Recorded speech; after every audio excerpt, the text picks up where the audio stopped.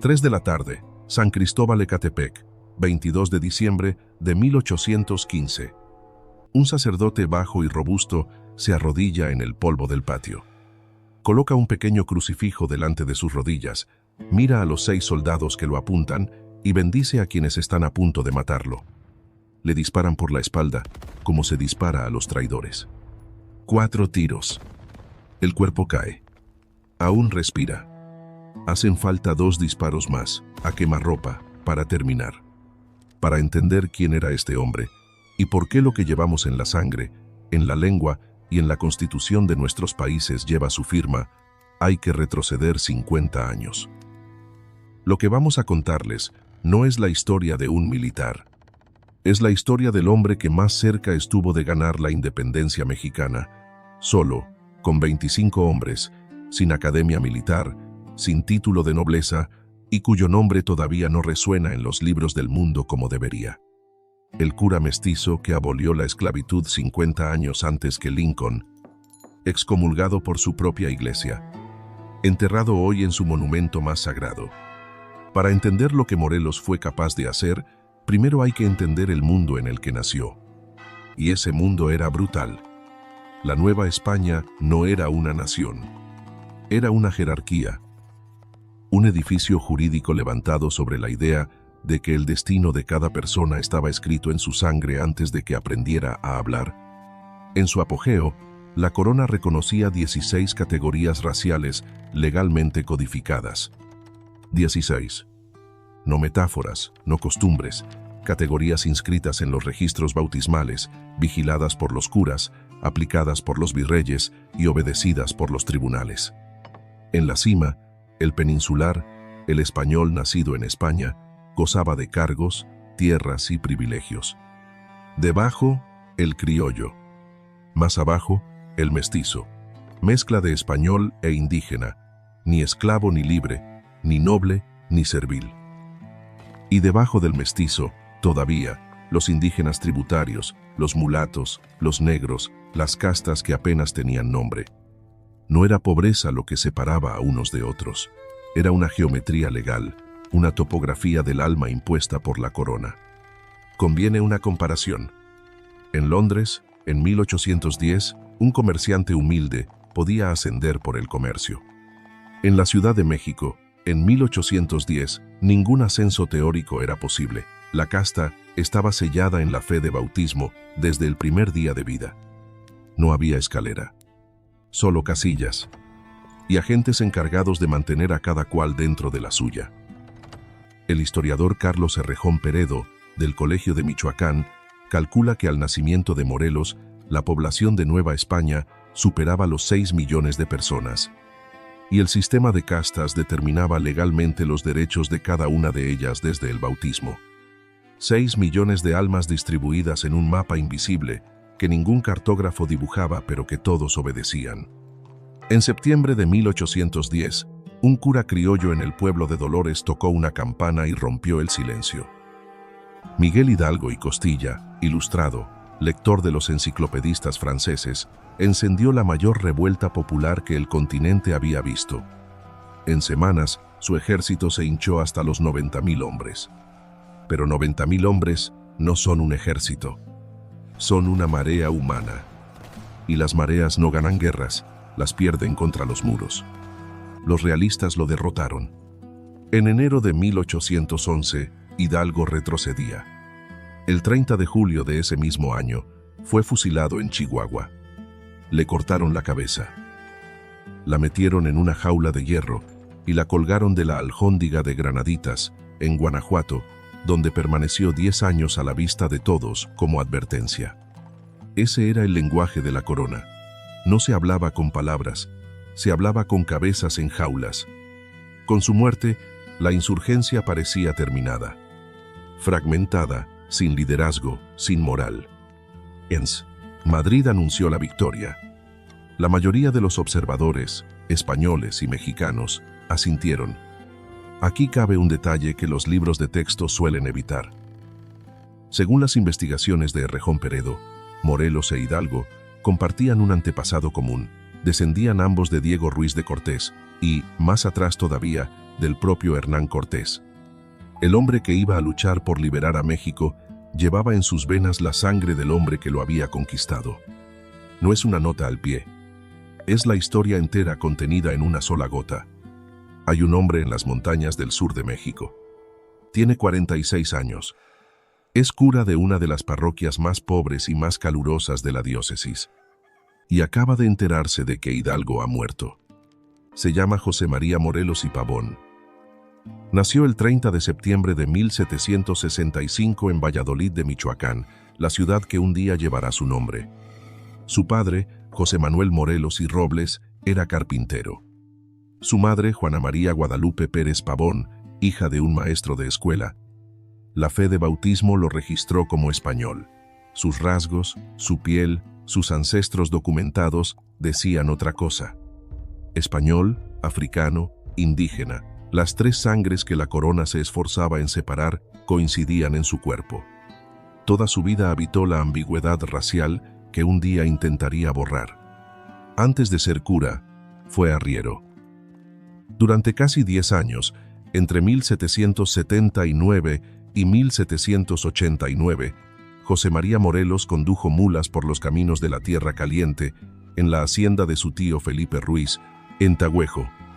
Trabajo duro, mal pagado, en uno de los paisajes más implacables de México.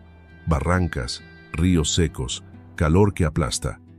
Aquellos años no fueron tiempo perdido. Fueron una academia militar disfrazada de pobreza. Memorizó cada paso, cada vado, cada emboscada posible, cada lecho de río que podía ser escondite. Su genio futuro estaba aprendiéndose, paso a paso, detrás de una mula. Cuando los ejércitos imperiales lo persiguieran, lo perseguirían por un terreno que él conocía mejor que cualquiera de sus mapas. Esto importa por una razón concreta. Cuando Morelos comience al fin su campaña militar, no comenzará con un regimiento, ni con un batallón. Comenzará con 25 hombres. 25. Y en pocos meses comandará 3,000.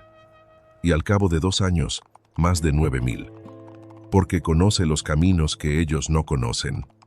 En abril de 1790, a los 25 años, ingresó al Colegio de San Nicolás Obispo, en Valladolid. Allí encontró a un rector llamado don Miguel Hidalgo y Costilla. El mismo Hidalgo cuya cabeza, 20 años más tarde, colgaría en una jaula.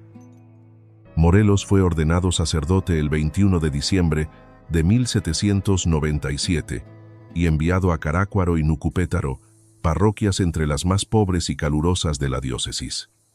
13 años predicó allí. 13 años vivió entre los indígenas, los mestizos, los afromexicanos de la Tierra Caliente.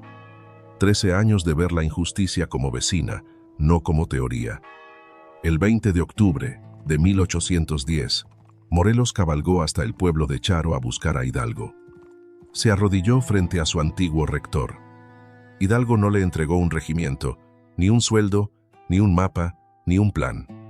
Le entregó una comisión verbal. Sin dinero, sin armas, sin cartografía.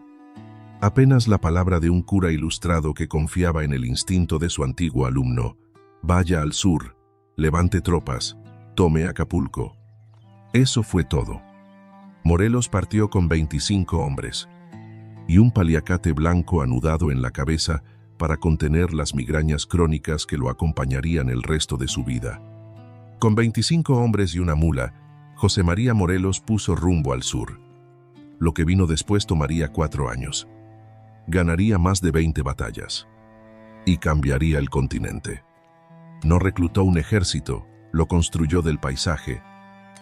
Antiguos arrieros, peones indígenas, jornaleros afromexicanos de la Tierra Caliente, hombres que conocían las mismas barrancas que él, hombres a los que la corona había ignorado durante 3 siglos y que Morelos convirtió en soldados disciplinados.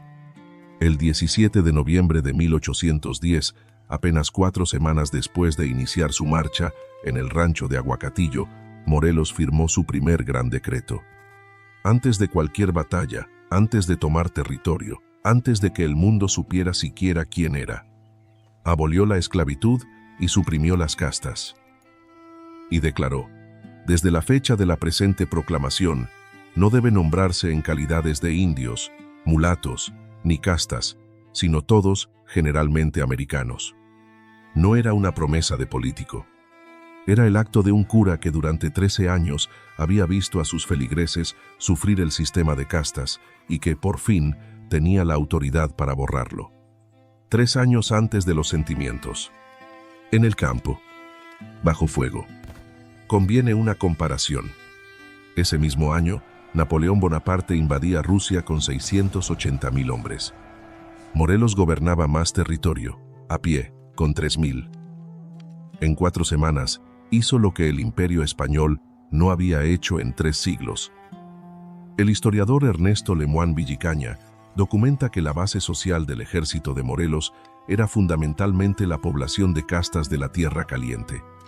Ese 85% de la población de Nueva España, que prácticamente no existía en sus estructuras de poder. Tras la muerte de Hidalgo, Morelos asumió el liderazgo de hecho de la insurgencia.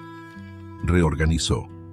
Creó 4 cuerpos de ejército, cadena de mando, disciplina. No la turba de Hidalgo, una fuerza militar real. El 25 de noviembre de 1812 tomó Oaxaca, una de las ciudades más ricas del virreinato. El 12 de abril de 1813, Morelos tendió su cerco sobre Acapulco. Acapulco era el puerto principal de España en el Pacífico, la puerta del Galeón de Manila, una arteria comercial que había latido durante 250 años. 4 meses después, el 20 de agosto de 1813, el fuerte de San Diego se rindió. Morelos había cortado esa arteria. Eso no es improvisación, es un plan ejecutado con disciplina militar. Pero el corazón de toda esta historia, el centro cinematográfico de su epopeya, no está en Oaxaca ni en Acapulco. Está en Cuautla. El 19 de febrero de 1812, el general Félix María Calleja, el mejor comandante militar del virreinato, marchó sobre Cuautla con aproximadamente 8.000 soldados. Dentro, 4.000 insurgentes, mujeres, niños y un niño de 9 años llamado Juan Almonte, hijo natural de Morelos. Las raciones se redujeron a una tortilla diaria. Después, a nada. Los sitiados comieron ratas, lagartos, cuero, jabón. Un niño de 12 años, Narciso Mendoza, disparó un cañón en un asalto desesperado y entró en la historia como el niño artillero. Juan Almonte, a sus 9 años, corría municiones entre las posiciones de fuego. El hijo del general, bajo la metralla, sirviendo a la causa de su padre. 72 días. El ejército español, doble en número, con artillería, con caballería, con todo el respaldo del virrey, no pudo romper la defensa. Calleja envió un ultimátum formal de rendición. La respuesta de Morelos, documentada por Lemoine, fue una sola línea. Concedo igual gracia a Calleja y los suyos. Devolvió la oferta de rendición a su remitente. La noche del 2 de mayo de 1812, hacia las 2 de la mañana, Morelos ordenó silencio absoluto. Ruedas envueltas en trapos. Cascos amortiguados. En la oscuridad total guió a su ejército, andrajoso, hambriento, vivo, por una brecha del cerco español.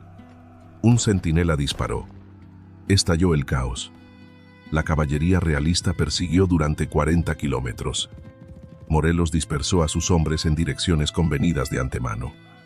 Emergió con la mayor parte de su ejército intacto. Y entonces ocurrió lo más extraordinario.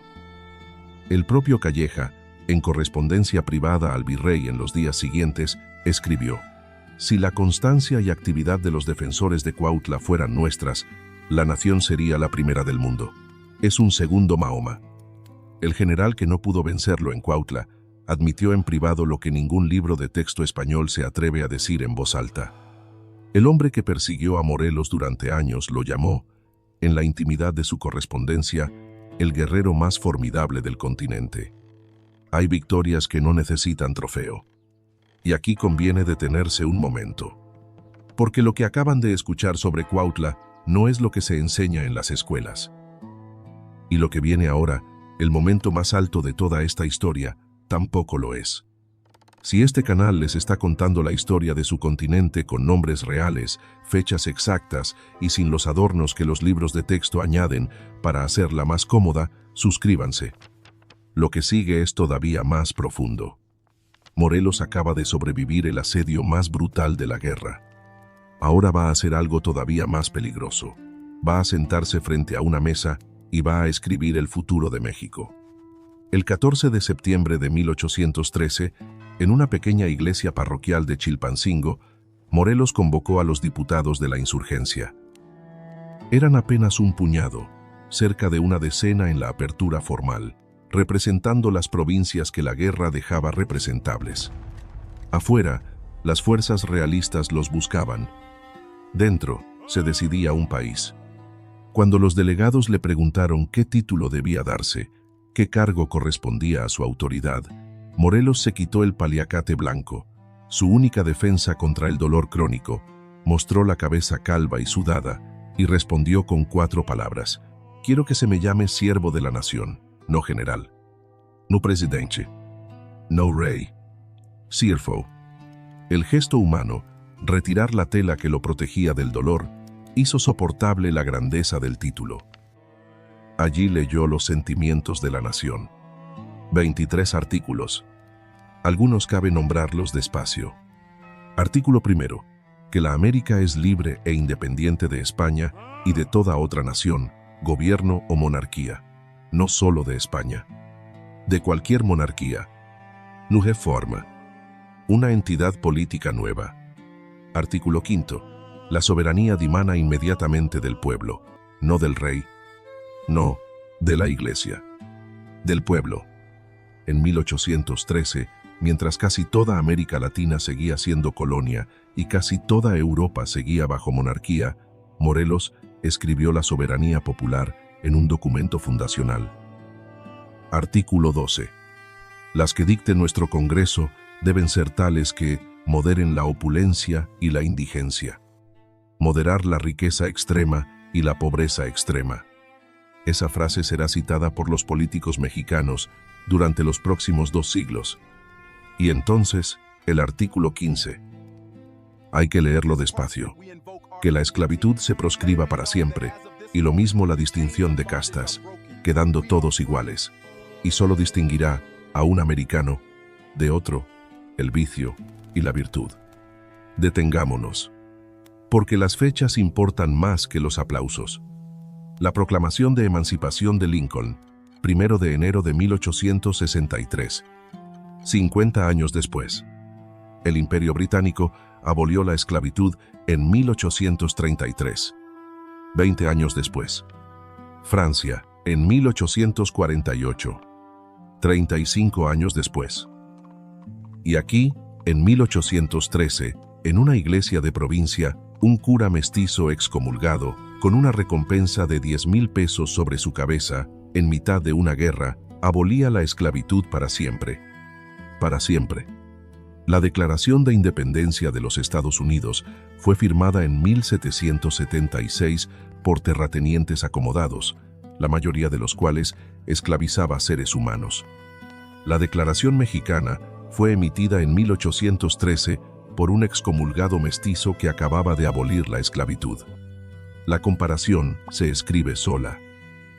El historiador Wilbert Timmons concluye que Morelos fue el verdadero arquitecto intelectual del Estado mexicano moderno, y que los sentimientos anticiparon en décadas derechos que los estados europeos tardarían una generación en adoptar. La sala quedó en silencio. Aquel puñado de hombres en una iglesia parroquial. Y la palabra para siempre quedó suspendida en el aire como humo después de un disparo. El 6 de noviembre de 1813, menos de 2 meses después, el Congreso emitió el acta solemne de la Declaración de Independencia de la América Septentrional. No fue el grito de Hidalgo el documento legal, fue este. Un año más tarde, el 22 de octubre de 1814, el Congreso promulgó la Constitución de Apatzingán. 242 artículos. República. Soberanía popular. División de poderes. Abolición de la esclavitud. Todo, mientras la guerra continuaba. Todo, mientras Morelos cabalgaba con migrañas crónicas y 10,000 pesos sobre su cabeza. Un cura mestizo, excomulgado por su propia iglesia, con una recompensa imperial sobre su cuello, acababa de abolir la esclavitud. En 1813, mientras el resto del mundo todavía la defendía.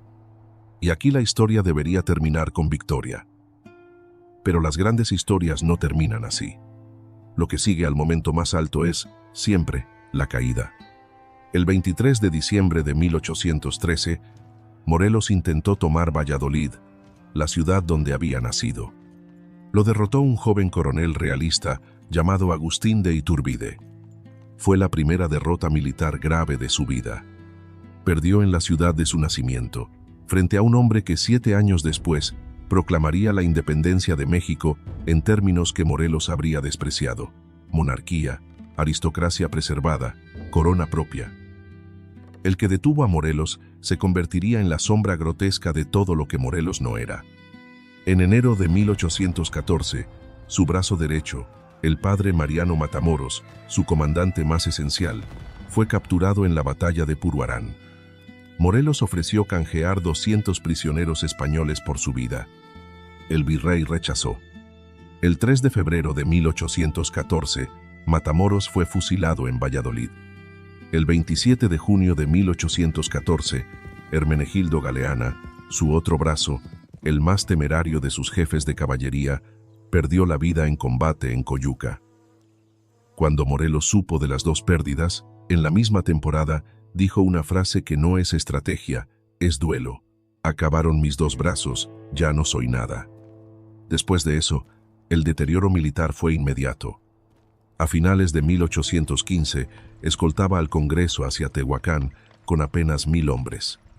El 5 de noviembre en Temalaca fue emboscado. Tomó la última decisión militar de su vida. Ordenó al Congreso huir mientras él se quedaba con un puñado de jinetes para atraer el fuego. Se ocultó en un matorral. Un oficial realista cabalgó hasta él. Era Matías Carranco, antiguo soldado suyo, que conocía su rostro, que había desertado y volvía con uniforme español. La traición no vino de un extraño. Vino de un hombre que él mismo había entrenado. Morelos lo miró y dijo, con la dignidad que define toda su historia: «Señor Carranco, parece que nos hemos visto en otra parte», y se rindió. Lo juzgaron con docenas de cargos en ambos tribunales, el civil y el de la Inquisición. La sentencia inquisitorial lo declaró hereje formal, negativo, perseguidor y perturbador de la jerarquía eclesiástica, traidor a Dios, al rey y al papa. El 27 de noviembre, en una ceremonia pública de degradación, lo vistieron con los ornamentos sacerdotales solo para arrancárselos, capa por capa. Le rasparon la tonsura. Los testigos coinciden, nunca lloró. Y aún encadenado, su mente seguía siendo más afilada que la de sus jueces. Cuando lo acusaron de traición al rey, su argumento no fue de ignorancia, fue constitucional. Fernando VII había regresado al trono en 1814, destruyendo la Constitución de Cádiz que sus propias cortes habían redactado, la misma que reconocía la soberanía del pueblo. ¿A qué rey exactamente se le debía lealtad? ¿Al monarca que respetaba la ley o al que la había abolido con su firma? El imperio lo acusaba de traicionar a un rey, cuya legitimidad él podía cuestionar con los propios documentos del rey. Lo despojaron del sacerdocio que había ejercido toda su vida, pero no pudieron quitarle lo que había construido. Lo fusilaron en San Cristóbal Ecatepec el 22 de diciembre de 1815. Pero la historia de Morelos no termina en ese fusilamiento. Termina, o, mejor dicho, comienza, en otro lugar. Su discípulo más joven, Vicente Guerrero, mestizo de ascendencia africana, mantuvo viva la insurgencia durante 6 años más. En 1821, forzó a los realistas a negociar la independencia. En 1829, ya como segundo presidente de México, abolió oficialmente la esclavitud. El discípulo cumplió la promesa que el maestro había escrito en Chilpancingo. La justicia poética añadió un eco sombrío. Guerrero también sería traicionado, capturado y fusilado en 1831. Hay historias que corren por el linaje. El coronel realista que derrotó a Morelos en Valladolid proclamó la independencia en 1821, pero en términos que Morelos habría despreciado. Iturbide se coronó emperador, preservó la aristocracia, desmanteló la república. La independencia que México recibió en 1821 no era la independencia por la que Morelos había muerto. Tomaría otra generación acercarse a su visión. Lo que sí queda, hoy, al alcance de la mano. El estado de Morelos, creado en 1869, contiene Cuautla. La ciudad de Morelia lleva su nombre desde 1828. Sus restos descansan hoy en la columna de la Independencia, el ángel del Paseo de la Reforma, junto a Hidalgo, Allende y Guerrero. El hombre que la Inquisición declaró enemigo irreconciliable de la cristiandad reposa en el monumento más sagrado de la nación. Cada 14 de septiembre, en cada escuela de México, los niños leen en voz alta los Sentimientos de la Nación y la Constitución de 1917, todavía vigente, codifica los principios que él escribió: soberanía popular, abolición de la esclavitud y de las distinciones de castas y de los trestido, moderación de la opulencia y la indigencia. ¿Desde dónde nos están viendo hoy? Están en México, en Colombia, en Perú, en Chile, en Argentina, en los Estados Unidos. Déjenlo en los comentarios. Porque esta historia no es solo mexicana. Es la historia de todos los pueblos mestizos del continente que alguna vez escucharon que su sangre mezclada era una vergüenza. Morelos convirtió esa vergüenza en la constitución de una nación.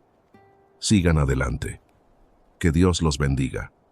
El hombre que abolió la esclavitud 50 años antes que Lincoln murió fusilado, despojado de su sotana, sin propiedades, sin ejército.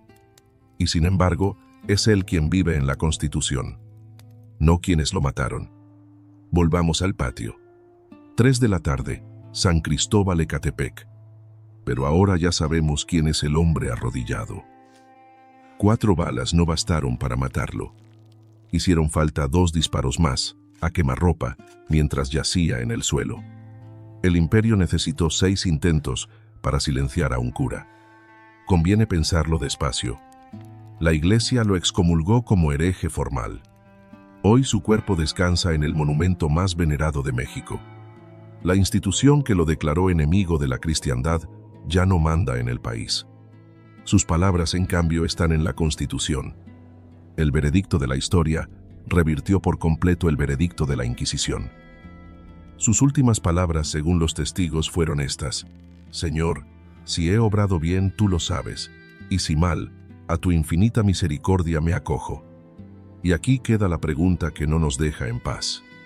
Si el sistema más poderoso del mundo occidental, el Imperio Español, la Santa Inquisición, el ejército mejor entrenado del continente americano, necesitó todo ese aparato para silenciar a un cura mestizo con migrañas y 25 hombres. ¿Qué tan frágil era ese sistema en realidad? ¿Y qué tan inquebrantable era el hombre? Dispararon 6 veces para matarlo. Solo necesitaron una vida para cambiarlo todo.